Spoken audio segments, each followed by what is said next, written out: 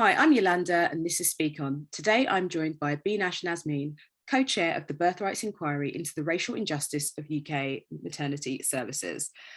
Birthrights is an organisation that campaigns against racial injustice in maternity care by championing respectful care during pregnancy and childbirth by protecting human rights. Benash is a midwife and part of the Association of South Asian Midwives, and I'm really happy that she's joining me today. How are you? I'm very well, thank you. A little bit with the mood of the winter, but I'm well and going to be better soon, hopefully. Yes, yeah. Hibernation mode on. Exactly. Carb load prepared. So, well, you've been incredibly busy with this, the Birthrights Inquiry. So I thought that we could actually talk about why this inquiry is taking place in the first place. Like, what is the problem? Okay, so sadly, the reality is that if you are from Black, Asian, or have mixed ethnic heritage, you are more likely to have poor outcomes for mothers and babies in comparison to their white counterparts. The statistics at present from Embrace, which is a confidential inquiry that happens regularly, that inquiry informs us around, what is causing death, what's causing death for mothers, what's causing death for babies. And this inquiry, it's one of those things that tells us how we can improve or where we need to improve our services to improve outcomes. And since 2017, it's highlighted this disproportionate outcome. It has, always been there, but in 2017, they worded it like this: that if you are a Black woman, you are 5 times more likely to die in pregnancy, birth, or the postnatal period in comparison to your white counterpart. You are 2 times more likely if you are Asian and 3 times more likely if you have mixed heritage. That in itself is a stark statistic. Mm-hmm. That would have caused a reaction. And the way it's been worded highlights the disproportionate levels that this outcome is occurring. It's different saying, oh, people are more likely to die if they're from this background, than saying you're 5 times more likely. No, more recently it's been changed and it's now 4 times more likely. You can imagine how stark that can feel hearing that. The most recent report has highlighted that, that number has changed to 4 times more likely, but the significance is still there. And the reality is that they are still at higher chance of having poor outcomes, which is not something you expect in the Western world. For those of you who are listening, I would like to reassure you and let you know that we're talking about in the 100,000s. We're talking about small numbers in very large groups. The way that it can be portrayed in media can be very frightening. And I really don't want anyone who's listening to be scared. And if you are worried or concerned, please have that conversation with your services, your maternity services, and ask what they're doing. Lots of maternity services and NHS England and all of the regulatory bodies are aware of this, and there's a big active push towards addressing this. So everyone is doing something, and I really do want you, to be able to have that open conversation, get that reassurance, because stress is not good for you or the pregnancy. Yeah, that is one of the concerns of it, isn't it? Because these statistics are so scary, and I have friends that have had hideous experiences, which is scary enough just when your friends go through quite shocking experiences anyway, but then to hear the statistic out loud. And also I suppose for Black and brown people, when we're in hospital or when we have to go to doctors, we already notice the disparity in care. So thinking about a time when you're even more vulnerable, and that might be the case, is truly frightening and must be quite stressful. So I'm really glad you kind of put that statistic into context. Yes, it's still scary, but it's presented in that way, it can definitely, I think, just take off with the edge of that stress. What do you think the causes, or not even what do you think, or what have the causes been? So obviously there's so many studies around it, there's so many thought pieces, there are all these reports about it. What are the causes? I mean, if we think about kind of historically, when studies have been done in this area, it's often been by people who may not necessarily understand the cultural nuances or have an understanding of the differences in a great depth. So often, we talk about research and the bias that can exist within research. Historically, there was a male bias, for example, giving tablets to everybody when they were only tested on males and expecting women to have the same symptoms from those tablets, when actually women are designed differently. But the argument had historically been, well, we can't test it on women because they have hormones. Wow, when you give them the tablet, they're still going to have those hormones, so that you probably should do the testing on them. You should probably have participants that are, representative, and you should probably understand what biases and nuances that these group of people face. It's similar for us as well. Historically, there's a hesitancy from our communities, for participating in research. I understand that. I am, very aware of, historical issues that have existed, how Black and brown bodies have been abused in the name of medicine, in the name of science, etc. We hear that from our families, the fact that we have been used, but since then we have ethics now. So we have, the researchers are held to account. They have ethics committees they have to go through. Everything has to go through procedures. It's not like it used to be, but we still have that fear because we have the intergenerational trauma and the lessons that we learn from our families and our ancestors that stay with us. We might not put ourselves forward for certain research studies, etc., or we might be just tired of saying look, I've said it so many times, no one's listening. Why do I need to say this for someone to take attention? Really, kind of, when we look at research and the way it's done and who's doing the research, do they understand the nuances? Are they really able to get to unpicking the issues? And are they able to overlook their own privilege and their own lens? Because we all come in things with our lens and our view of life. When we look at the kind of the researchers, and if they have the explanation of socioeconomic deprivation, poverty, comorbidities, are they unpicking it further? Are we having that understanding of, wow, okay, this is an area, this is a postcode area, this is a community, whatever, this is where we have high levels of poverty. But what's the difference between the person who's white in this area and male, between someone who's Black, Asian, or from a different ethnic heritage? What are the comparatives there?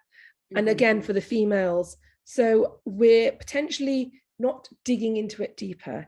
The ability to get a job, or the ability to get a job of a senior level. There's research out there that came out in 2019, I believe, where they looked at the number of times you had to apply for a job, and based upon your name, who was likely to be shortlisted. If you had a Black African or a Asian Pakistani sounding name, you had to apply, I think on average, it was 8 times more to just be shortlisted for an interview in comparison to your white counterpart. So when we have issues like this, then of course there's going to be poverty in those communities because people aren't getting the jobs. And sadly, the reality is that cycle keeps continuing.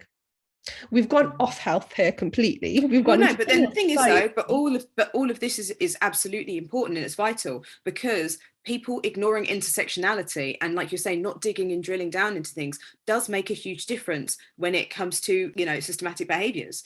And absolutely, all of it is completely relevant because it all plays a part.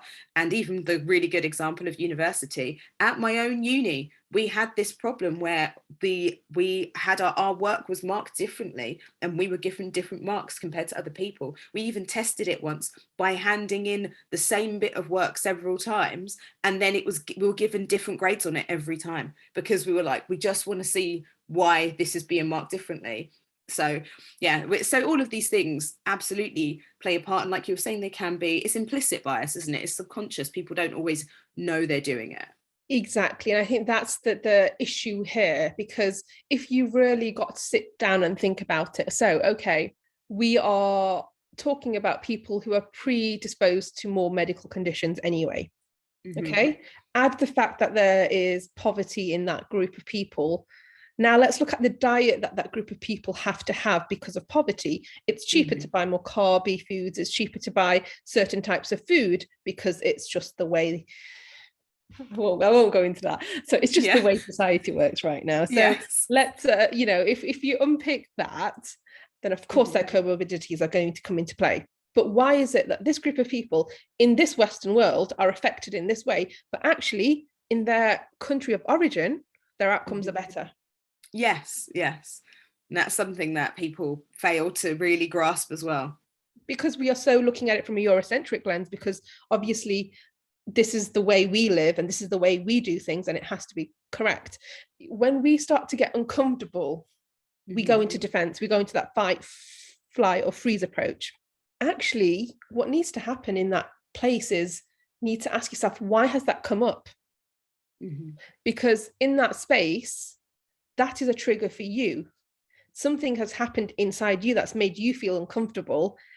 And instead of listening to understand, you were listening to respond and defend yourself. I see this a lot within healthcare.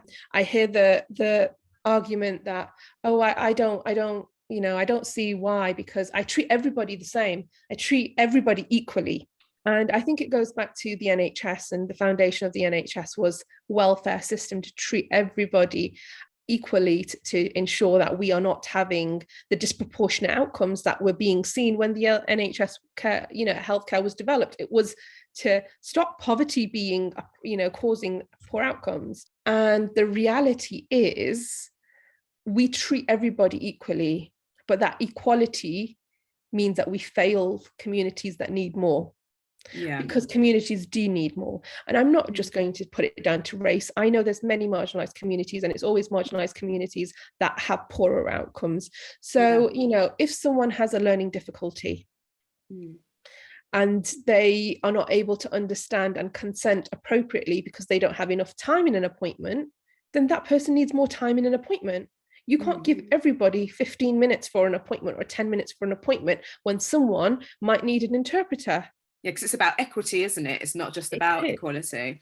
Yes, and this is the reality. And I always I go back to, they don't exist anymore, the yellow pages, but there used to be my favorite advert back in the day on TV around about this time of year. It used to play at Christmas time, and there's a tall, slim girl underneath the mistletoe, and there's a younger, shorter boy, and they're going in for I remember this advert. Yes, I saw it then.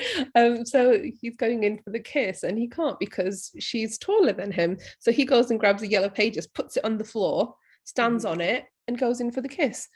We're not taking away from the girl. We're not asking her to come down. We're not removing anything from her. She is getting everything she gets, but he's been given an extra elevation just to get the same outcome. That is equity. Giving a little bit more where it's needed, just so that they can have the same opportunities. Absolutely. And so the effects of all of everything that we've spoken about, what are the effects when we are talking about these outcomes? What exactly is happening to people who are giving birth? I'm going to come back to that equity now. So if we think about systemic issues and problems, so the NHS again was developed for a demographic. That's not the same demographics now.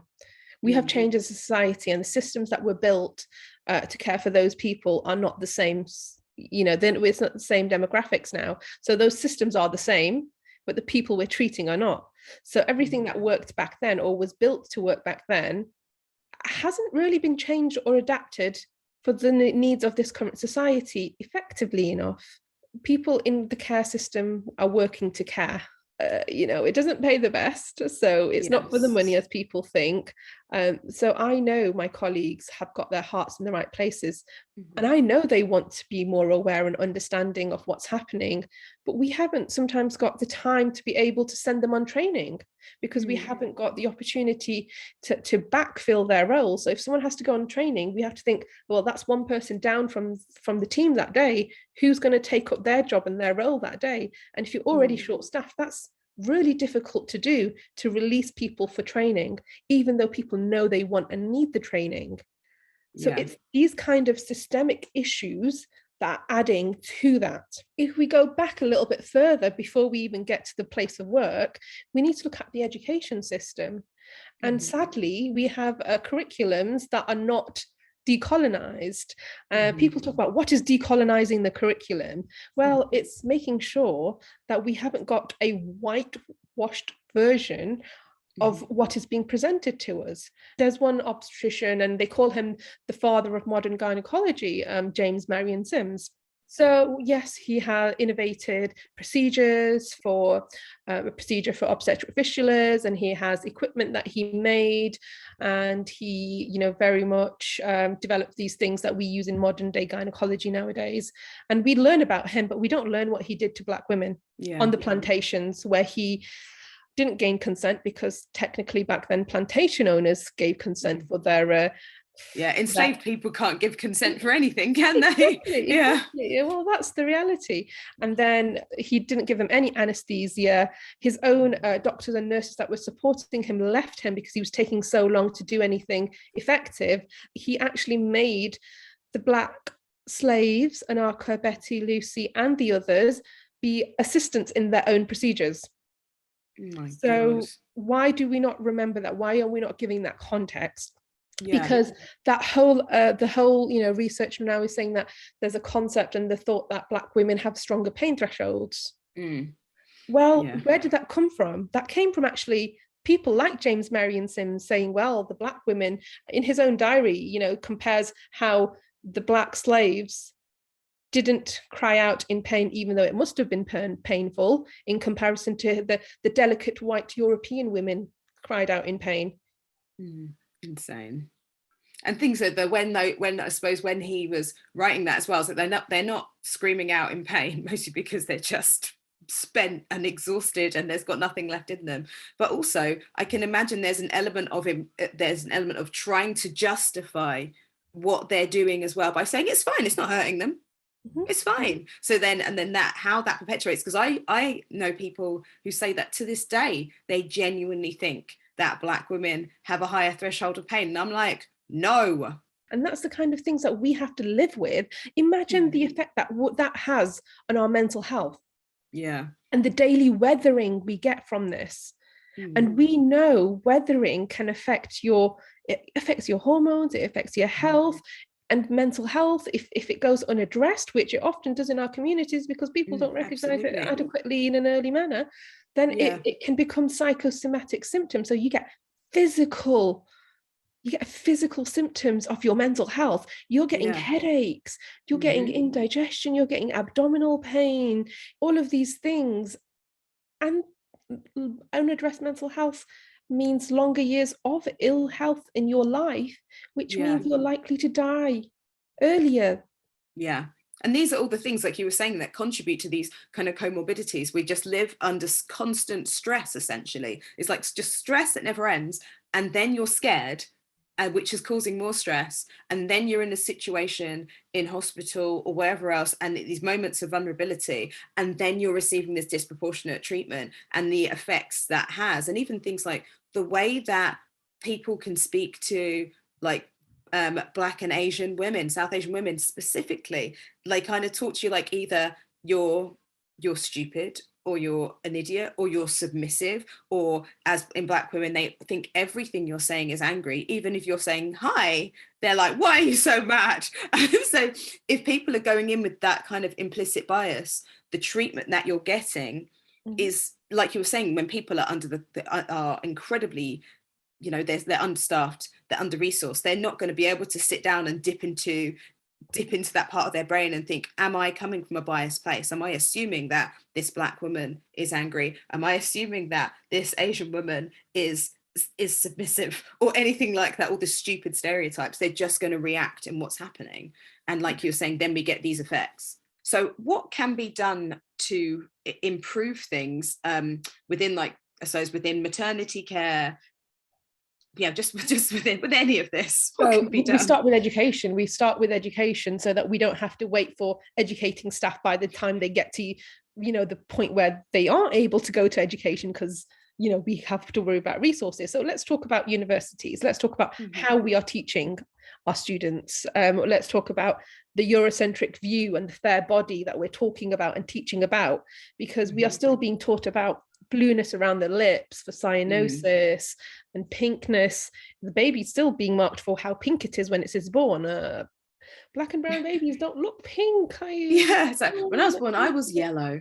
Yellowness and jaundice. Yeah. Yellowness and Oh, jaundice. that wasn't like jaundice yellow. I was just like, just yellow. This is just a shade. I'm rocking. Yeah. And that's fine. But it is like coming away from that, because actually it is different. And if you are relying on those physical things, then you are not picking things up. You know, there was a lot of work done by Malone. He's a student, a medical student, and he recognized that everything he was being shown was on a fair body.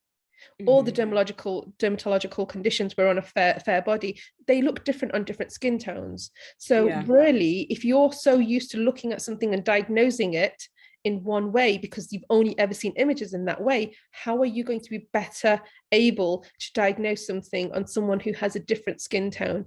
Yeah. Which is, you know, a basic thing. And that's not, you know, someone being racist. That's just the fact is you've been taught that way. There's so many things in our communities, like so many words that we don't, you know, depression has no word in so many languages. So many languages, depression does not exist. So how do you talk about something that you don't have a word for? How do you talk about something you don't talk about with your family because it's maybe taboo or stigmatized, or you're not allowed to because you have to survive, or because our parents had to survive and they weren't allowed the luxury of having mental health. They just had to survive. And so they don't understand it when we talk about our mental health because they were not allowed. It's as simple as that.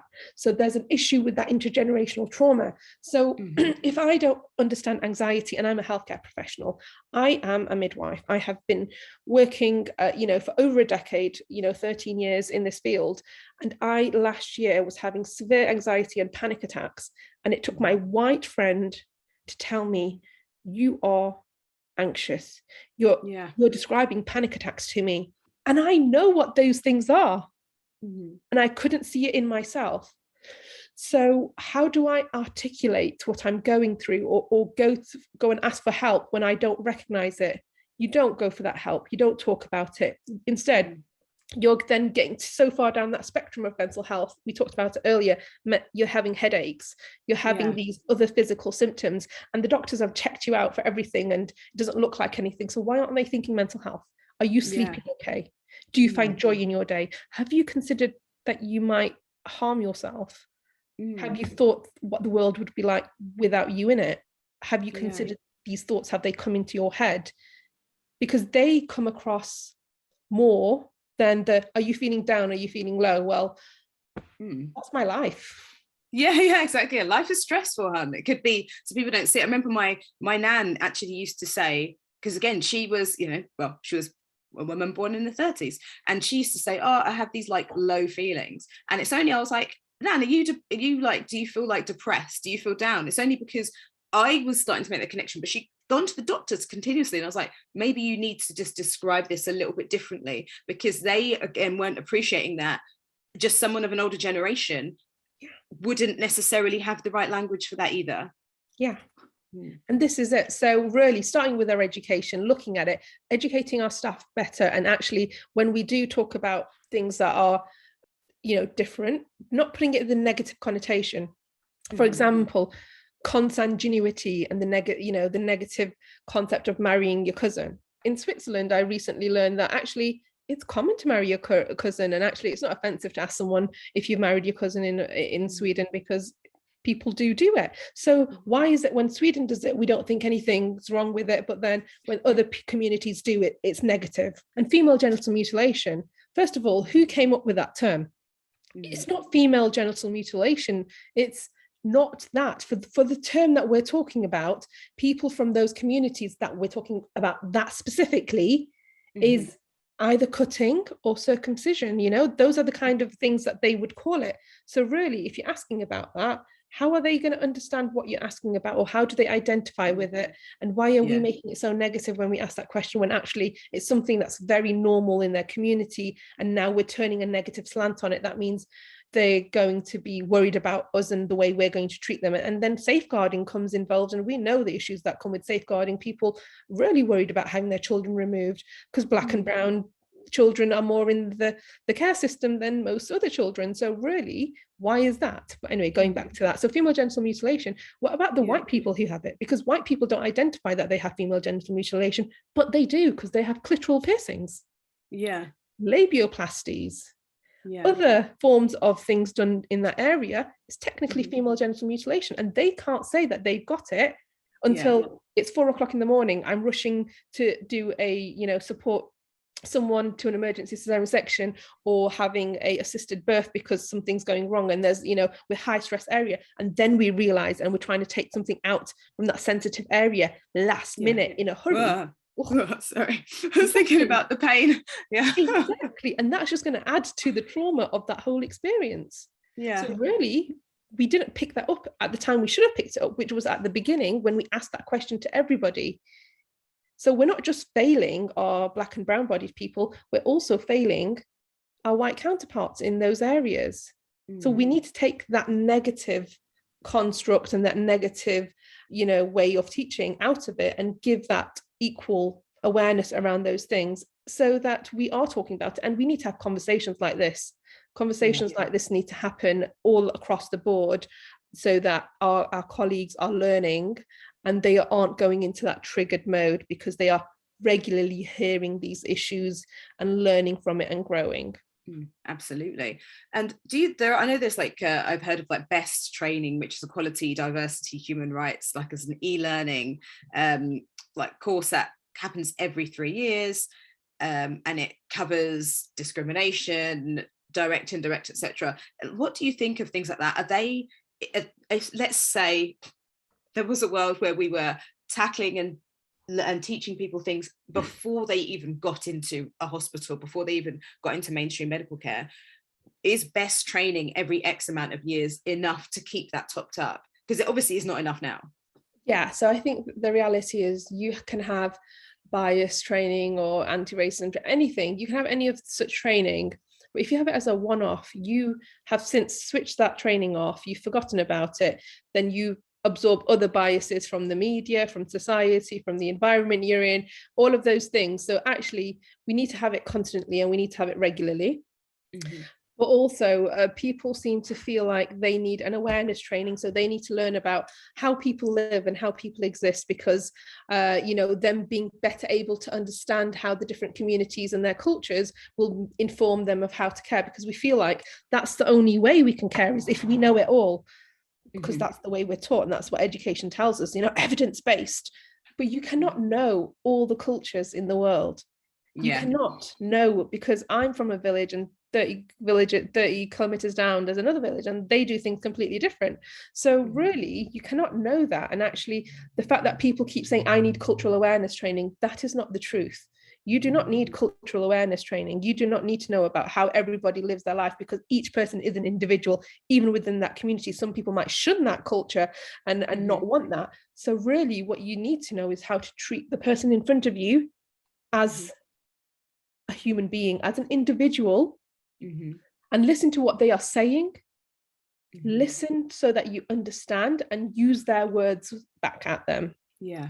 So I mean, so you actually co-designed and run cultural competency and safety workshops for maternity care professionals. Can you tell me more about that? Yeah, so we took that on, and we basically said that we'll put that in the title because everybody wants to be culturally competent, Yes. I think, and everybody assumes that you're culturally competent because you know everything about everything. But cultural competency is actually that you are culturally sensitive enough to have those conversations with the person in front of you, to be aware that you can't know everything about everything, and to be open to learn from people. And learning can be curiosity. Oh, I didn't realize you did that. Can you tell me more? I'm so interested in knowing why this happens in your community. I've seen other people do it. That's curiosity.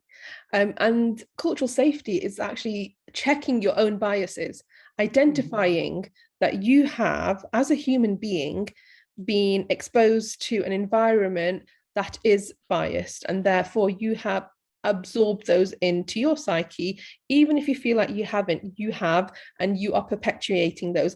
I often reflect, and every time I reflect back, there's something else that I've missed, and I feel guilt and shame about the ways I've treated people, because I, as a brown person who's got the lived experience, has also been indoctrinated by the systems I've been put through and has perpetuated those issues. So I feel that, and I know my white counterparts feel that, and that comes in. But really, understanding that you have biases, understanding that you might treat people differently, or you might not pick a folder up because that name sounds different, and you know what, they might need interpreter and it's too much work, and I'll go for the other English sounding person because that sounds like it's going to be easier work. That's a bias. We've done that. Everybody's thought that, oh, this might be easier to do, I might just do that because it's easier. But actually, if you're the one that's conscious about that, you might be the best person to go for that other name, because you might have, you're culturally safe, you've identified that bias, that you're going to give that person the options that they want and need to be able to best choose their procedures and make decisions about their care. That is cultural safety.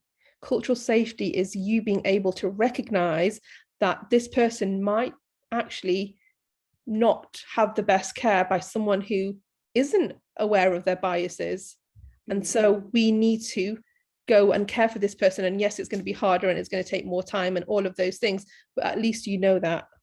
The whole conversation around pronouns, people who use pronouns are more conscious, and they are trying to learn and they are trying to grow. So that's why people who are from the communities that they're affected by inaccurate pronouns are reaching out to them. That's where that connection is, and that's where a safe space is, and that's where a safe place is. So it's showing that you're consciously trying to address the issues. And yes, biases will continue to exist, but if the person knows you and understands you, if I know the intention of the person in front of me and they say something that I would normally find offensive, I let it go because I know that person's intentions. Yeah. And so what impact do implementing these training courses, and of course things like specialist cultural liaison midwives, etc., what kind of impact will they have on statistics? Equity and equality midwives and all of these kind of roles are coming up more and more. There's lead midwives for equity, and I think the NHS England is very conscious about calling equity calling it equity as well as equality, because we are aware that equity is what needs to be achieved, and that is the advice and guidance. And the fact is that person is looking solely at this issue. That person is being able to give their full attention to this issue. They are able to look at it from a local perspective. They are able to look at the outcomes in that local area, and they are able to hold people to account, because once there's actual statistics and data specific to your place of work, people have to address that. Absolutely. And have to work towards improving it. Yeah. And so there are like different people, there are organizations, there are charities that are trying to solve and eradicate this like heightened risk, essentially, that Black and brown people like have when they're giving birth. So Birthrights is one of these organizations. What role do they play in this? And can you tell me more about their year-long inquiry that you are co-chairing?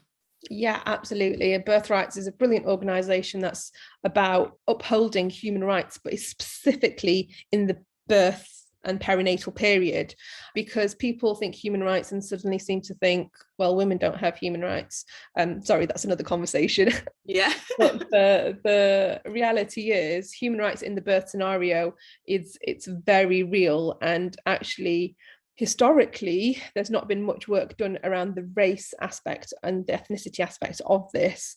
So this inquiry is fantastic because it's been hearing people's voices, but also hearing the voices and the evidence, and bringing in all the other bodies are working around this area together to get that multiple holistic overview of what's happening from the bodies and the regulatory bodies, what's happening and what's the experience of service users, and what are the healthcare professionals that are providing the care seeing and feeling on the shop floor, so that there's this holistic overview and looking at it. And the reality is it's not surprising. It's everything that I know exists, and I know I've heard that exists, but it's not necessarily what my white counterparts will know, because they don't have that lens, they don't have that overview. So being able to give that will hopefully be able to give them that awareness around the issues, and that understand why the outcomes are as they are. We're hoping that by spring we will be launching the final report, but it very much is really unpicking the issues and looking at it with an overview. Awesome. I mean, I've been speaking to different people about different kind of studies and that they're running at the moment, and one of the things is they're trying to get people to come forward and tell their stories so that it can be used to help other people. How easy has that been to kind of get hold of this information? Because again, it's that thing of people, we know a history with dealing with medical professionals. It's not even history, it could be yesterday. It's not always pleasant, and it can make you so suspicious. How easy has it been, or hard has it been to try to kind of engage with people that are affected by this? So I think before we even went into the engagement as a panel, you should look at our panel, actually. You should look at it. We have a full, practically every single person in bar one is black or brown or has mixed ethnic heritage on that panel. And we have, I think, one white male who actively works in this area. But apart from that, we actually have a majority female panel. So we are a representative panel. We are panel members that are working actively in the birth field. We are people who work with our communities and hear their voices on a regular basis. So before we even went into the reaching out to the communities, we were very conscious. And when we do oral evidence, or when we do kind of that interactive support, that they are not coming to present to us. They are having that in a private space, and we are just getting the feedback from that, because people are triggered and traumatized by their experiences. And we know that actually not giving that support after can leave people triggered and leave them open to processing that trauma alone. So we also had psychological support available for anyone and everyone involved, because we didn't want to be the trigger without being also the solution to that. So we went in it with that overview, really, and that consciousness. And then moving forward, we had kind of that respect of, we don't want, and I have a brilliant friend who works in birth activism, Mars Lord, and she calls it, black trauma porn, which is where you air that experience and that's it. It was always on the back and on the basis of what we are learning. We want to give actual recommendations that are solution focused, that are, not the whole, we need more research in this, or we need more data, or etc., which is traditionally how things work out, or blaming comorbidities, socioeconomic deprivation. We wanted to have a very solution focus recommendations that come out of it, and we'll be sharing those with any and all participants, so that they can see what has come out from the emotional work they put in by responding to us. Yeah, absolutely. That's amazing. So under the current circumstances, if we could kind of end with, I don't know, a tip or a few tips, how can people attempt to protect themselves when receiving maternity care now? Because obviously there are all amazing people like yourself and like Birthrights, etc., that are working towards how we can change things. And there are, like you said, we've gone from 5 times more to 4 times more, which is amazing, but we still have some ways to go. But how can people help themselves right now? So I think it's really important that people know what options and what is available to them. Sometimes people might only be given certain options, but always ask what else. So if I was to say no to this because maybe I'm not happy for the way, for this procedure, etc., what is the other options? And what is available, or what is where can we compromise? so that you are happy with the decisions you are making about yourself, your body, your pregnancy, all of those things is really important. And when you can't do that, making sure your birth partner or your advocate that's with you is able to do that for you, because sometimes you are vulnerable, sometimes it's difficult for you to do. So knowing you're taking someone who is happy to do that, having that conversation around, well, if I don't want this option that you've given me, what are the other options? If I say no, etc., what are they? I think a lot of Black and brown individuals feel like hospitals are safer because we have been taught that medical places are more safe. But if you are low risk in your pregnancy, that means you've needed limited input and actually everything's going very well in your pregnancy, then you are eligible for a home birth. What's more comfortable than having a birth in your own place of home? And why aren't we considering that more? Because actually that reduces your stress levels. That's more counterproductive for your labor, and you're in your own space. So really actually looking at things and asking why do we do things in this way, and actually what suits me as a person, what will make me feel comfortable. And if that's being in hospital, fantastic, but then knowing that you can question why an intervention is being offered to you. You can say, well, maybe I don't want this intervention, or actually, can you tell me all the pros and cons of this intervention? Give me all of the statistics so that you understand the statistics. There might be sometimes risks told to you that might be very vague, but ask for the specific statistics so that you are better able to make decisions about you and your pregnancy and your baby. But always do kind of ask those questions, be prepared, write them down and take them with you, because when you feel like you're in control of something, you feel like you are able to, you feel that comfort and that stress level reduce already. The other thing about advocacy is when someone gives you a diagnosis and you're not happy with it, what's your differential diagnosis? So if this isn't it, what are the other diagnoses that could be going on? And can you test for them? Yeah. And what if somebody says no, like, no, we're not going to test for them? Like, what do you do then? Or are they allowed to say no? Well, if they say no, they can say, well, I would like a second opinion. So you have to remember, actually, one thing I forgot to mention is that if there is a problem with your caregiver, or you don't feel trust in your caregiver, you can ask for someone else. And as long as on the day there is availability or flexibility, staffing wise, they will try their best to accommodate that. We don't want you to feel unsafe or being cared for by someone who you might not necessarily trust, but also we want to be able to support you in what you need. Having said that, if staffing is unable to provide that, then it might be a little bit later until they can jig things around and give you someone else. But if it's in case of going to an appointment and saying to maybe a doctor or a consultant, and they've said that, then you can say, can I have a second opinion? You can ask for that. That's your right. Absolutely. Amazing. Well, oh my gosh, thank you so much. This has been amazing. Like, I've learned so much, and I know that this podcast is going to be so helpful to so many people. But also I am not looking forward to, but looking forward to seeing what the results of this inquiry are, because I know how helpful it's going to be. And I know it's just, honestly, I can't even find the words, because I am being a Black woman, I haven't had children, but then a part of that was because I was scared. That plays such a huge part into it. It's a genuine fear that I'm like, well, how much do I want to have a baby? I don't want to die. So that's like a genuine fear. Like, for so many of my friends, we're like, but we know that we've gone to hospital and we haven't had the best care. I don't want to be even more vulnerable and put myself in that position. So it is something that plays on your mind. And again, another really fun stressor of being Black and brown.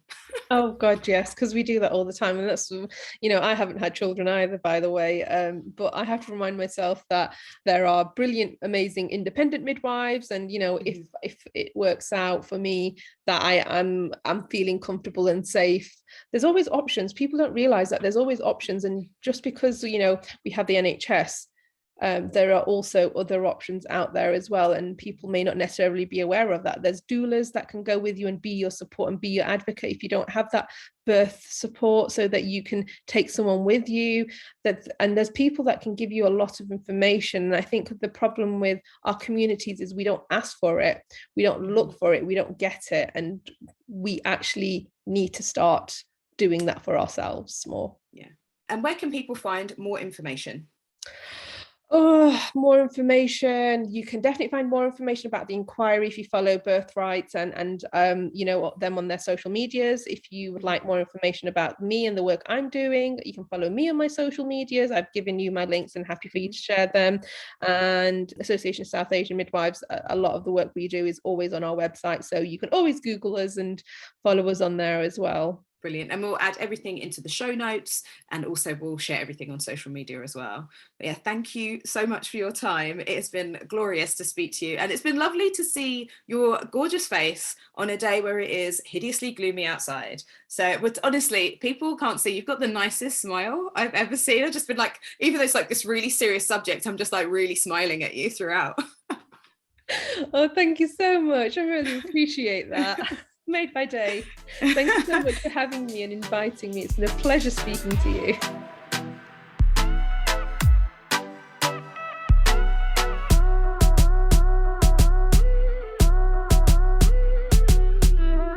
Thank you for listening to Speak On. Make sure you like, subscribe, and share with your friends, family, co-workers, strangers in the street.